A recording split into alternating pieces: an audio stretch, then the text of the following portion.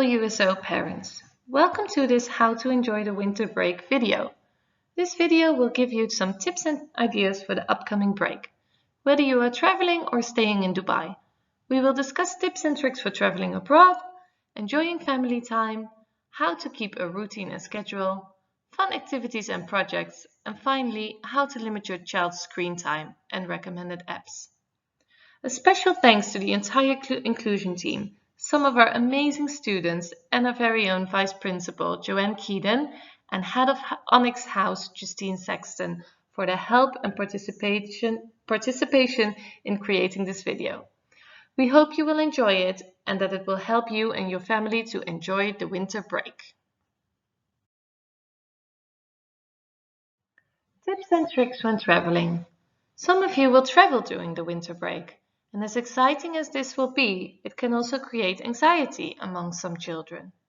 Here are a few tips on how to prepare them and make them feel comfortable about traveling. First, inform them about the upcoming trip in advance. Give your child as many details as possible so that he or she will know what to expect. You can do this by including them with the preparation, such as packing or making a packing checklist together that your child can tick off. Another helpful tool to prepare your child for the trip is to create a story together, where you include details as the date, time, airline, place, rules, etc. Especially now with the coronavirus, traveling will be a little bit different than what your child is used to. And the final useful tip is to have options for your child to do while they are waiting. We all know how long it can be before you can actually board the plane and have access to the onboard entertainment. You can pre-download some fun apps or videos that also play without a Wi-Fi connection.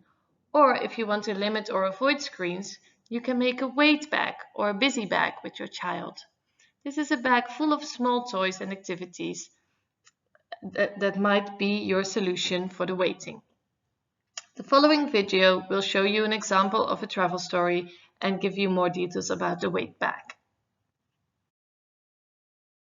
As mentioned before, this is an example of a travel story that I've created using PowerPoint. However, you could also write and draw it on a blank piece of paper or use a special app to create social stories that is called Touch Autism.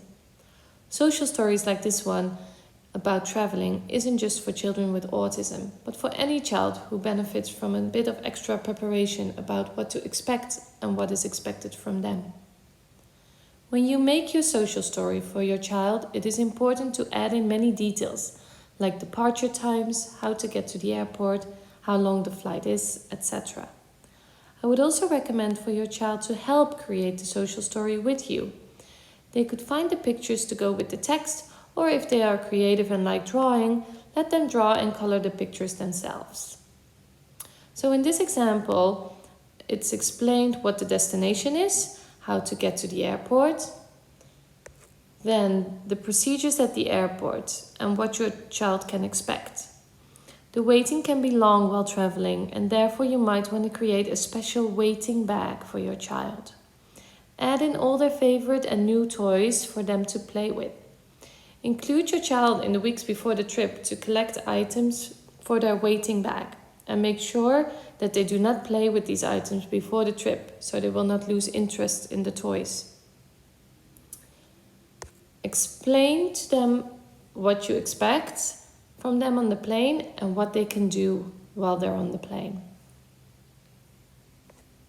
Then finally, include what happens after the plane has landed and how you will go to the hotel or who will collect you from the airport.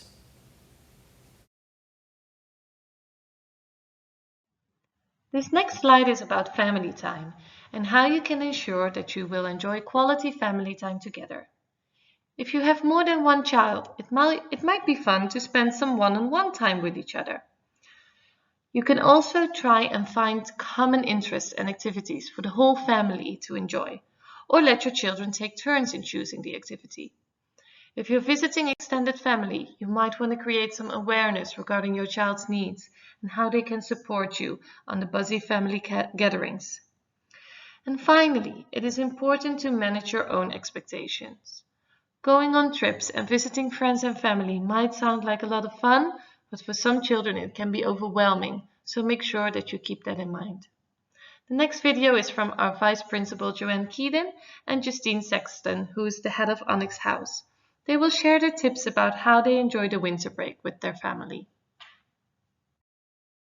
Hello, hi everybody. My name is Jo Keeden. I'm a Vice Principal at Cross Academy, and I've been asked to put together a short video just to say any tips that I have in terms of surviving the winter break, but also to enjoy the winter break.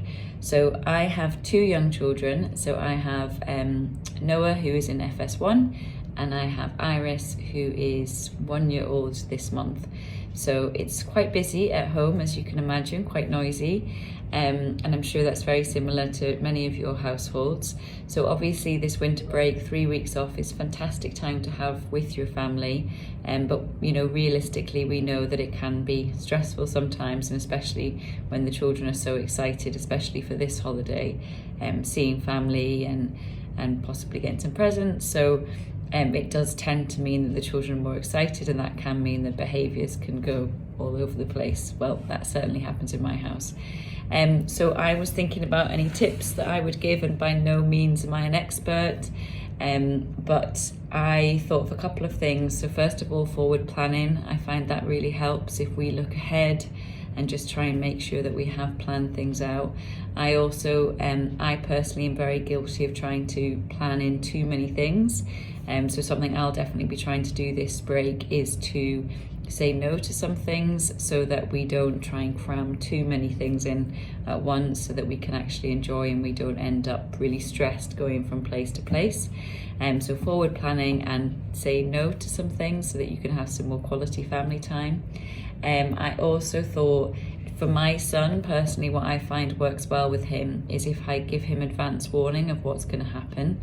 So I talk to him about when he's calm, in a calmer state, what's going to happen, where we're going, who we're going to see, and kind of in that time when he's calm, just kind of say what kind of expectations I expect of him as well, not in a really strict way, but just kind of like, you know, we're going to be here, I need you to be holding mummy's hand, I need you to be listening to mummy because there's going to be lots of people. So just kind of setting those expectations for him, but also making him aware of what's coming up. And I personally find that it's much easier to have those conversations with him beforehand when he's calm than when he gets somewhere and he's completely excited. And then the other thing that I think works, and this is probably something I used a lot in the classroom and I've transferred it at home, is choices. So I'll often say to Noah, you know, when he's refusing, stamping his foot, saying he's not going to do something, then I give him a choice of, okay, well, we can do this now, or we can do this. And both choices are what I want him to do, but it gives him that element of choice. So for example, if he doesn't want to leave the house one day, or he doesn't want to leave the supermarket, for example, I say, right, okay, we can leave the supermarket now, Noah, and we can go home and we can enjoy the chocolate that you've just bought, or we can leave the supermarket now and you don't get to enjoy that chocolate. And giving him that choice means that obviously he's going to choose that one and see that he gets the chocolate, but also either way he was going to have to leave the supermarket. And yeah, I think that's probably the tips that I would give. I would also say that if you do celebrate Christmas, then Elf on the Shelf has been a breakthrough for me this year with behaviour. So if you do, then Google it. Elf on the Shelf is a good way to support with keeping behaviours good during December in your house. Okay, I hope you have a wonderful winter break with your families, and undoubtedly there will be stressful times, but I hope that you can enjoy the time with your family and special time with extended family as well, hopefully, if you're getting to travel. Okay, take care, and really looking forward to seeing all the kids back in January. Hello, my name is Justine Saxton and I am a member of the WSO Head of House team. I have an 11-year-old daughter called Amelia, and as a family we very much look forward to our school holidays. But for me, school holidays is not just about going on big days out and spending money. I believe that precious memories can be created by just having quality family time together. Both me and my daughter, we love to bake, we like cooking together, watching our favourite movies, even listening to an audiobook together. Having that family quality time together could just be going for a walk and taking that time to relax and chat. I'd like to wish you a wonderful winter holidays, and I hope you get that time to relax and have family quality time with your family too. Take care.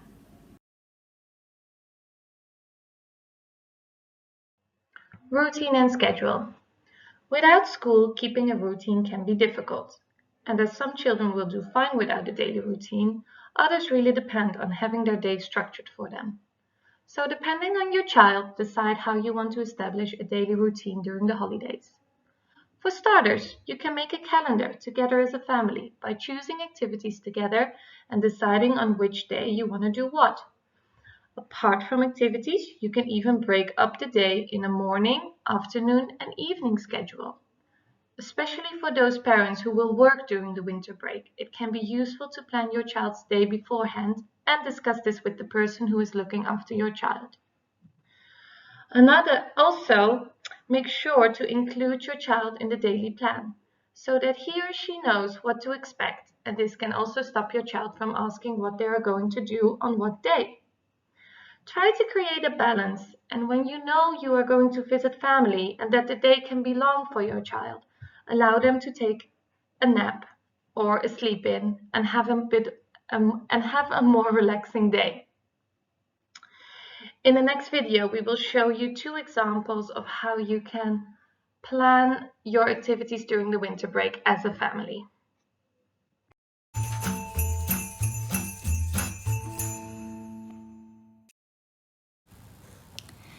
The idea of this activity is to include all members of the family to create a spontaneous day-to-day plan. Every member of the family will write an activity on a post-it note. All the post-it notes will be put into a bowl, and every evening or every morning, a different member of the family will pick a post-it note from the bowl that will tell them what their activity for that day would be.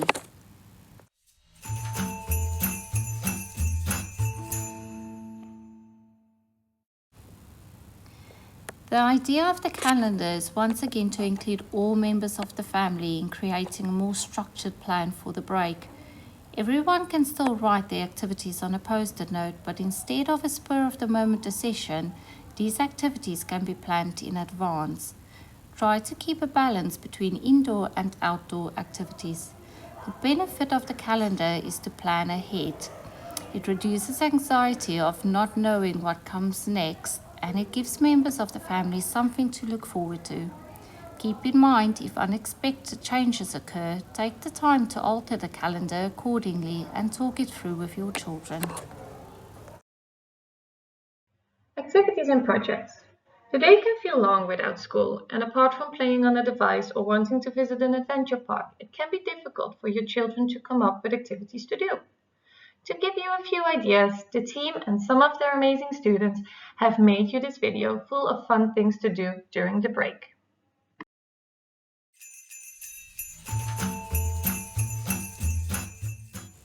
To encourage your child to read during the winter break, try and make it extra fun by making a special reading fort or den together.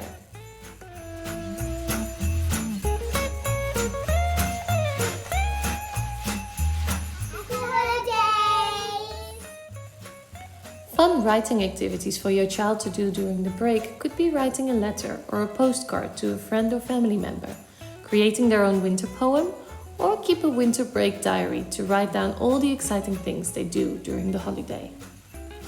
I'm going to write a letter to my other family members to say Merry Christmas to them and say a special wish to them. Math skills can be practiced during day-to-day activities. You could bake or cook something together with your child and teach them how to collect the right amount of ingredients and to take the correct measurements.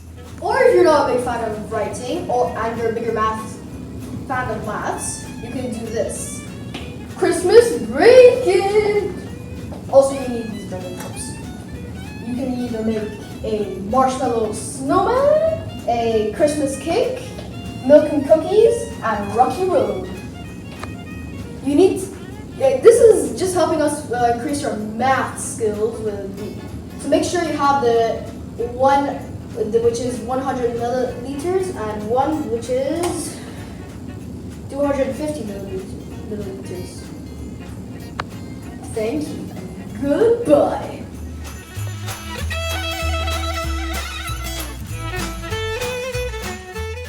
A nice activity to do with your children for arts and crafts is to make their own snow globe. There are a lot of nice and fun science experiments to do at home. For instance, predict how long it will take for an ice cube to melt in the sun and time it. Or the following easy but cool Skittle activity. Rainbow on a plate!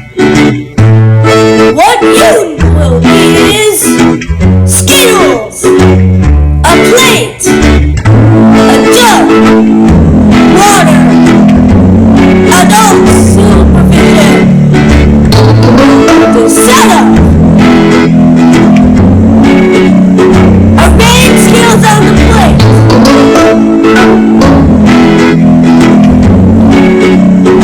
Pour water slowly into the center of the plate.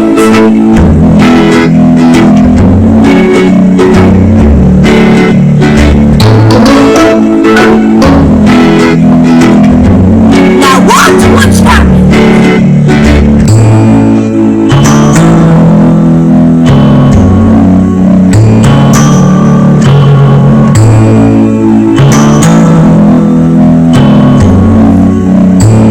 That's it. Enjoy the break.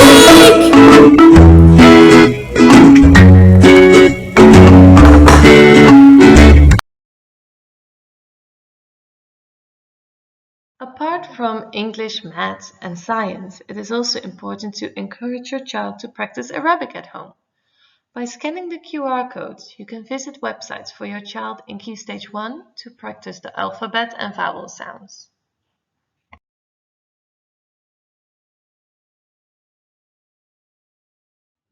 If your child is in Key Stage 2, please scan these QR codes for them to practice words and phrases in Arabic.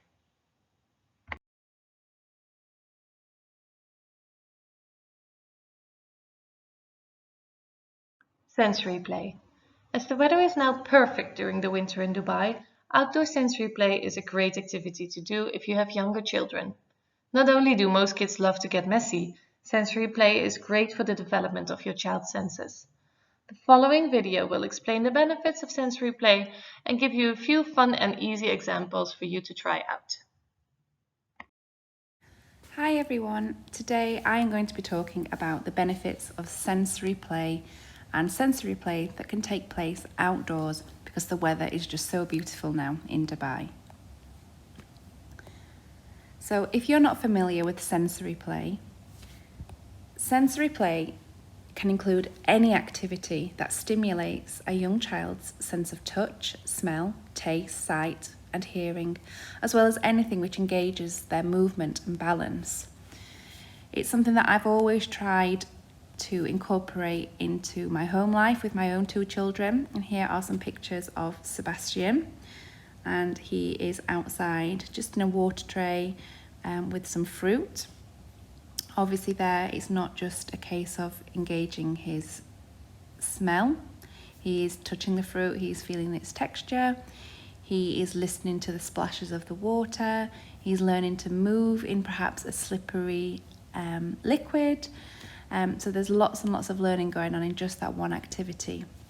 When my daughter Savannah was smaller as well, we used to colour rice and just make small world activities. And in the picture there that you can just see some little fish characters that we made for her.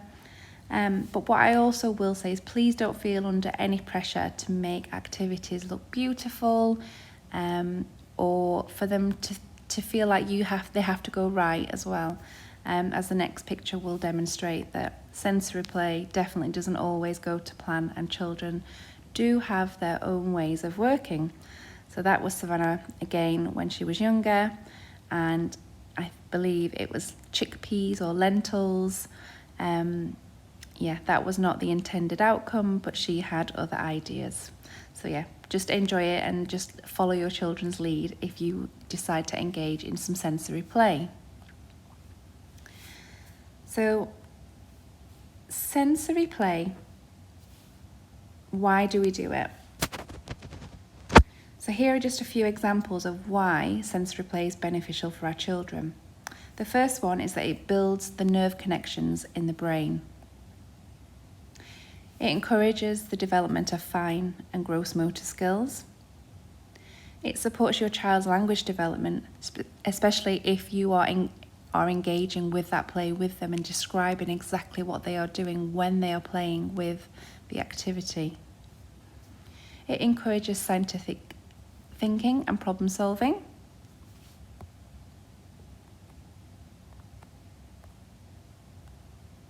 It can involve mindfulness activities which are beneficial for all children. And this is the most important one for you guys at home. It keeps your children busy for long enough for you to grab a coffee and just take 5 minutes to sit back and enjoy watching them play.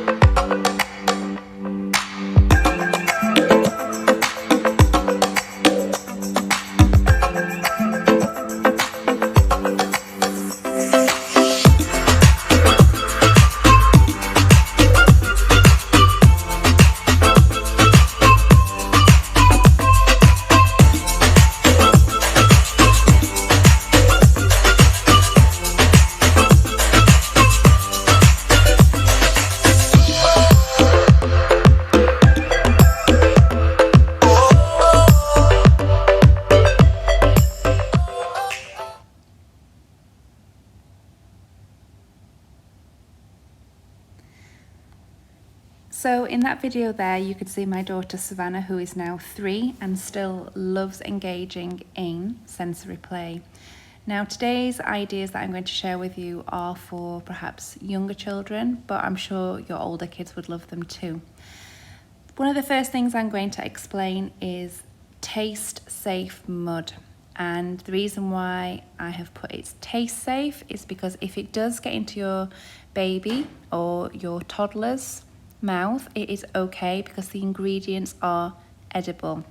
I wouldn't advise that they eat them or try and eat a handful, but the ingredients are safe. And as always, just make sure that the ingredients that are required, your child does not have any allergies to them. And you must always make sure you supervise any sensory play with younger children. So to make some taste safe mud, it's really easy. You just need 3 cups of flour, 1 cup of cocoa powder, half a cup of coconut oil, and you just mix it together. And then finally, you will have some fantastic mud, which can be molded into shapes, or kind of, you can see Savannah building it into the corner of the tray there, which you can just add some toys to. Savannah chose her farm animals, some diggers and some little kind of people. If you've got dinosaurs at home or if you've got jungle animals, anything is a great addition to the taste safe mud. So give that one a go. It's really, really quick and easy to make and does definitely give you 5 minutes to grab a coffee. The next one that you saw on the video, again, was the most easiest of the two, is the citrus water play. All you need to do is cut yourself some citrus fruit, maybe remove the pips if you've got a younger child who is going to put these in their mouth and there's a risk of choking there, so just make sure that you do remove anything that is a choking hazard, such as the seed. And you add it to a tray or a container, something that's safe for the children. We happen to have like a little water table in our garden, but you don't need anything like that. You could just use a paddling pool if you have a paddling pool at home. The kids won't care what you put it in. They will just really, really enjoy playing with the fruit, smelling it, building with it. If you put in some pots and pans and spoons, they will soon turn it into a kitchen and be making you some citrus soup. So yeah, go ahead and enjoy that activity. Very quick and easy and enjoyable for the children. And they are my 2 recommendations for younger children and sensory play outside. I hope you have fun playing with your little ones and have a great winter break.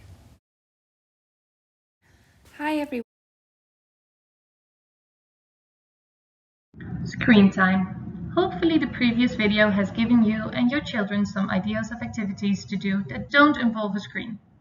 If you do want to limit your child's screen time, here are some other tips. First of all, and this might be the most challenging of all, is that it starts with you as a parent. You have to set the example. If you are on your phone a lot, try to limit your own screen time as much as possible and avoid being on your phone in front of your children. Another tip is to create screen time rules together with your child. Involving your child is very important, and also explain to him or her why screen time has to be limited. So set the screen time for a certain amount of time or a time of the day. When you do allow screen time on an iPad, for instance, try to make it as functional as possible. Your child can maybe make a video project or do educational apps on the device. Another fun thing to do is to use YouTube for how-to videos, like how to draw a unicorn, or to dance along Just Dance videos on YouTube. If you are a working parent, it can be difficult to manage your child's screen time when you're not there. There are settings on every device that enables you to set specific restrictions. If you search this online, it will tell you step by step how to use these parental controls on your child's device. And finally, do some research on the internet about limiting your child's screen time. There are many more useful tips that suits your wishes.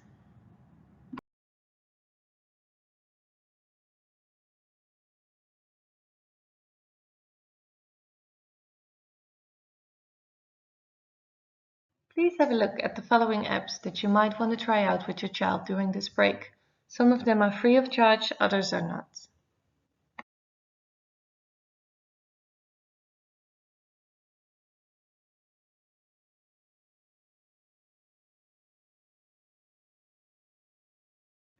We hope you enjoyed this video and that it gave you some tips on how to enjoy the winter break. We wish you all happy holidays and look forward to seeing you all back in January.